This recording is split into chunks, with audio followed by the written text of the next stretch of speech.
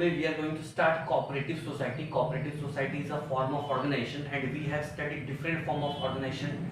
We have studied about sole proprietorship business, we have studied about partnership business, we have studied about joint stock company. Similarly, cooperative society is also a form of organization. Now, how the cooperative society evolved, how the concept of cooperative society evolved, this is very important to understand. The cooperative society is the outcome of cooperative movement. The cooperative movement is the outcome of social and economic imbalances created by industrial revolution.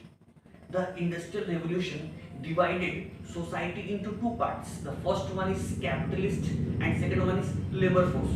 The capitalist started exploiting the weaker section of society and the labor force in order to make selfish gain, and hence the cooperative society, the concept of cooperative society was evolved by the cooperative movements undertaken by the labor forces and the weaker section of society. Now, what is cooperative society? Cooperative society is a form of organization where person associate voluntarily, and on equal basis with some common objective. I have written on the board.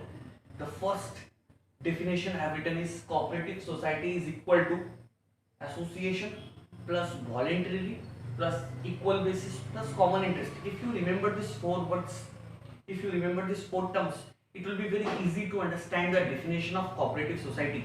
So cooperative society is a form of organization where person associate on voluntary basis. Basis means anyone can join the organization, anyone can join the cooperative society, and on equal basis everyone is having the same right in the cooperative society. The rich member cannot dictate, the rich member cannot exploit the small member or the poor member. So this is the idea behind cooperative society, and it is formed to achieve some common interest.